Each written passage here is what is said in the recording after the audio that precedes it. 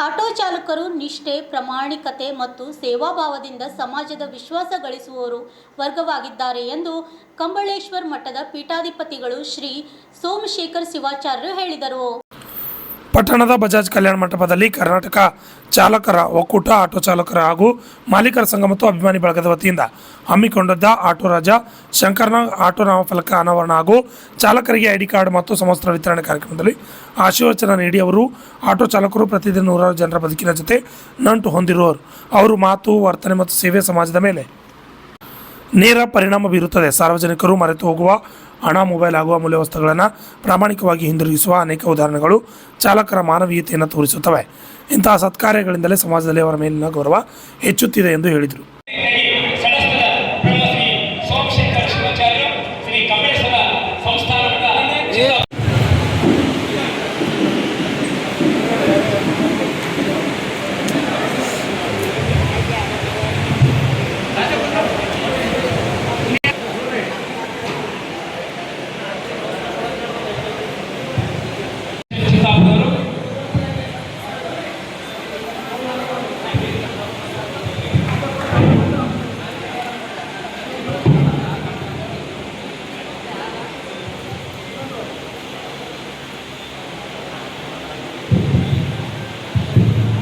ಶಂಕರನಾಗ ಅಭಿಮಾನಿ ಬಳಗ ಅಂತ ಹೆಸರಿಟ್ಟಿದ್ದಾರೆ. ಎಲ್ಲ ಕಡೆ ನೀವು ಬೆಂಗಳೂರಿಗೆ ಹೋದ್ರಿ ಅಂತಂದ್ರೆ ಪ್ರತಿಯೊಂದು ಆಟೋಗಳ ಮೇಲೆ ಶಂಕರನಾಗ ಅವರ ಒಂದು ಚಿತ್ರವನ್ನ ಕಾಣ್ತೀವಿ. ಯಾಕೆ ಅಂತ ಕೇಳಿಕೊಂಡಾಗ ಇವತ್ತು ಆಟೋ ಚಾಲಕರ ಕಣ್ಮಣಿ ಶಂಕರನಾಗ ಅನ್ನುವಂಥ ಮಾತನ್ನ ಬಹಳ ಖುಷಿಯಿಂದ ಹೇಳಬೇಕಾಗ್ತದೆ. ಅಂಥ ಒಂದು ಆಟೋ ಚಾಲಕರ ಕಣ್ಮಣಿ ಶಂಕರನಾಗ ಅವರ ಬಳಗ ಇವತ್ತು ರಾವೂರ್ ಇರ್ಬೋದು, ಚಿತ್ತಾಪುರ ಇರ್ಬೋದು, ಅನೇಕ ಕಡೆ ಶಂಕರನಾಗ ಅವರ ಹೆಸರಿನಲ್ಲಿ ಇವತ್ತು ನಾವೆಲ್ಲ 10 ಲಕ್ಷದ ಗಾಡಿ ಇಟ್ಟಿರಬೇಕು. ನೀವೆಲ್ಲ ನೋಡಿ 10 ಲಕ್ಷದ ಗಾಡಿ ಅದಾವೆ, 20 ಲಕ್ಷದ ಗಾಡಿ ಅದಾವೆ, 50 ಲಕ್ಷದ ಗಾಡಿ ಅದಾವೆ. ಅದು ಎಲ್ಲವನ್ನ ಮೀರಿ ನಿಜವಾದ ಸೇವೆ ಮಾಡುವಂತ ವಾಹನ ಯಾವ್ದಾದ್ರಿದ್ರೆ ಅದು ಆಟೋ ಅನ್ನುವಂತ ಮಾತನ್ನು ಹೇಳಬೇಕಾಗ್ತದೆ. 30 ಲಕ್ಷದ ಗಾಡಿ ಇದ್ದು ಕಪಿಲೇಶ್ವರ ಮಠಕ್ಕೆ ದೊಡ್ಡ ಗಾಡಿ ಇದ್ದು ಕಪಿಲೇಶ್ವರ ಮಠಕ್ಕೆ ಹೋಗ್ತದೆ ಅಂತ ಕೇಳಿದ್ರೆ ಗಾಡಿ ಹೋಗಲ್ಲ ಇರ್ತಾರೆ, ಇಲ್ಲೇ ಇಳಿಬೇಕು, ದೂರ ಇಳಿದು ಹೋಗ್ಬೇಕು ಅಂತಾರೆ. ಆದ್ರೆ ಪೂರಾ ಮಠದ ಬಾಗಿಲ್ತನ ಒಯ್ಯುವಂತ ಗಾಡಿ ವಾಹನ ಯಾವ್ದಾದ್ರಿದ್ರೆ ಅದು ಆಟೋ ಅನ್ನುವಂತ ಮಾತನ್ನು ಹೇಳಬೇಕಾಗ್ತದೆ. ಅದಕ್ಕೆ ಇದನ್ನು ಕೂಡ ಒಂದು ಸಮಾಜ ಸೇವೆನೆ. ಅನೇಕ ರೀತಿಯಾಗಿರುವಂತ ಒಂದು ರಾವೂರಿನ ಅಪರಿಷೇದನಲ್ಲ, ಅವನು ಕೂಡ ಸಮಾಜ ಸೇವೆ. ಹಾದಿಯಲ್ಲಿ ಬಿದ್ದು ಸಾಯುವರು ಬಳಲುತ್ತಿರುವವರನ್ನ ಅವರನ್ನ ತೊಳೆದು ವಸ್ತ್ರ ತೊಡಿಸಿಕೊಂಡು ಅವರಿಗೆ ಕೊಯ್ದು ಉಪಚಾರ ಮಾಡುವಂತ ಸೇವೆ, ಸಮಾಜ ಸೇವೆ ಅಂಬರೀಷ್ನು ಕೂಡ ಮಾಡ್ತಾನೆ. ಆಟೋ ಚಾಲಕರು ಬಹುಶಃ ನಾವು ಸಣ್ಣವರಿದ್ದಾಗ ನಮ್ಮ ಚಿತ್ತಾಪುರದೊಳಗೆ ಒಂದೇ ಒಂದು ಆಟೋ ಇತ್ತು. ಯಾರ್ದಿತ್ತು ಅಂತ ಕೇಳಿದ್ರೆ ಬಹುಶಃ ನಿಮಗೆ ಹೆಸರು ಗೊತ್ತದೋ ಇಲ್ಲ, ಅವ್ರದ್ದು ಮೊಹಮ್ಮದ್ ಗೌಸ್ ಅಂತ ಹೇಳಿ ಮೊಟ್ಟ ಮೊದಲನೇದಾಗಿ ಚಿತ್ತಾಪುರದಾಗ ಆಟೋ ಇಟ್ಟವ್ರು ಯಾರು? ಮೊಹಮ್ಮದ್ ಗೌಸ್ ಅಂತ ಹೇಳಿ ಒಂದೇ ಆಟೋ ಇತ್ತು. ಮೊನ್ನೆ ಅವರೆಲ್ಲ ಮಠಕ್ಕೆ ಬಂದಾಗ ನಾನು ಕೇಳಿದೆ, ಈಗ ಎಷ್ಟು ಆಟೋ ಆಗ್ಯಾವ ಅಂತ ಕೇಳಿದಾಗ 300 ಆಟೋ ಆಗ್ಯಾವ, 300 ಬಹುಶಃ. ಅಂದ್ರೆ ಮನೆಗೊಂದು ಆಟೋ ಆದಂಗೆ ಆಗ್ಯಾವ ಬಹುಶಃ. ಇವತ್ತು ಪ್ರತಿಯೊಬ್ಬರು ಕೂಡ ಇವತ್ತು ನಾವೆಲ್ಲ ಬದುಕೋದು ಈ ಭೂಮಿ ಮೇಲೆ ಹುಟ್ಟಿ ಬಂದ ಮೇಲೆ ನಾವೆಲ್ಲರೂ ಕೂಡ ಬದುಕಲೇಬೇಕಾಗಿದೆ. ಏನಾದರೂ ಒಂದು ಉದ್ಯೋಗ ಮಾಡಿ ನೋಡ್ರಿ, ಈ ಸೃಷ್ಟಿ ಎಷ್ಟು ವಿಚಿತ್ರ ಇದೆ ಅಂತ ಕೇಳಿಕೊಂಡ್ರೆ ನೀವೆಲ್ಲ ಜಗತ್ತಿನೊಳಗ ಈ ಸಮಾಜದೊಳಗೆ ನೋಡ್ತೀರಿ. ಎಷ್ಟೋ ಮಂದಿಗೆ ಕೈ ಇಲ್ಲ, ಕೈ ಇರ್ಲಾರ್ದವ್ರು ನೋಡಿರಲಿಲ್ಲ. ಎಷ್ಟೋ ಮಂದಿಗೆ ಕೈ ಇಲ್ಲ, ಎಷ್ಟೋ ಮಂದಿಗೆ ಕಣ್ಣಿಲ್ಲ, ಎಷ್ಟೋ ಮಂದಿಗೆ ಕಾಲಿಲ್ಲ, ಎಷ್ಟೋ ಮಂದಿಗೆ ಕಿವಿ ಕೇಳೋದಿಲ್ಲ, ಎಷ್ಟೋ ಮಂದಿಗೆ ಮಾತನಾಡಲಿಕ್ಕೆ ಬಾಯಿಲ್ಲ, ಮೂಕರದ. ನೋಡ್ರಿ ಎಷ್ಟು ವಿಚಿತ್ರ ಕೊಟ್ಟಾನ ಭಗವಂತ, ಎಷ್ಟು ವಿಚಿತ್ರ ಇದೆ ಜಗತ್ತು ಅಂತ ಕೇಳಿಕೊಂಡ್ರೆ ಕೈ ಇರ್ಲಾರ್ದವ್ರು ಅದಾರ, ಕಾಲು ಇರ್ಲಾರ್ದವ್ರು ಅದಾರ, ತಲೆ ಇರ್ಲಾರ್ದವ್ರಂತೂ ಬಹಳ ಮಂದಿ ಅದಾರ. ಆ ಮಾತು ಬೇರೆ.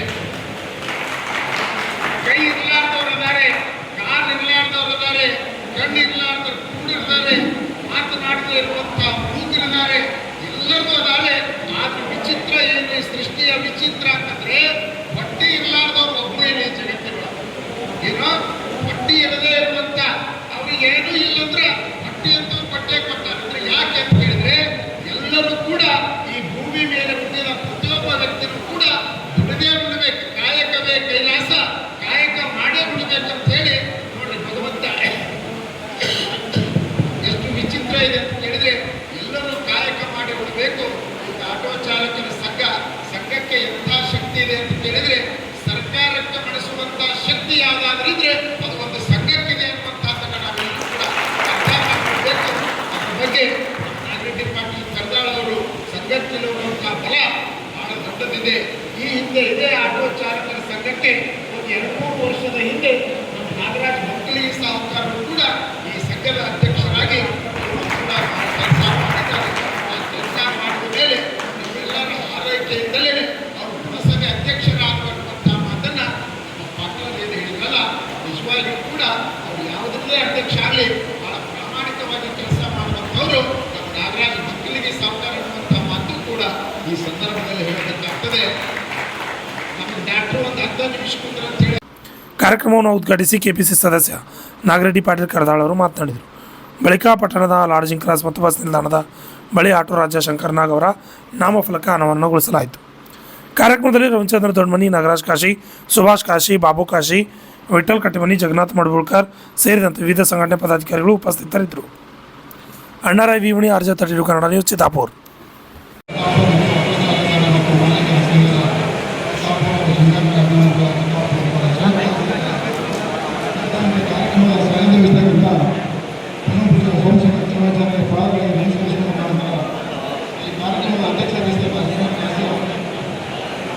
ಎಲ್ಲರೂ ಹೆಸರು ಇಡ್ತಾ ಹೋದರೆ ಸ್ವಲ್ಪ ಸಮಯದ ವಿಳಂಬ ಆಗ್ಬೋದು. ಆ ದೃಷ್ಟಿಯಿಂದ ನಾನು ಎಲ್ಲರ ಹೆಸರು ಹೇಳಿದ್ರೆ ಈ ಕಾರ್ಯಕ್ರಮದಲ್ಲಿ ಮುಖ್ಯ ಅತಿಥಿಗಳಾಗಿ ಭಾಗಿಯಾಗಿದ್ದಂಥ ಶಕ್ತಿ ಬಹಳ ದೊಡ್ಡ ಶಕ್ತಿ.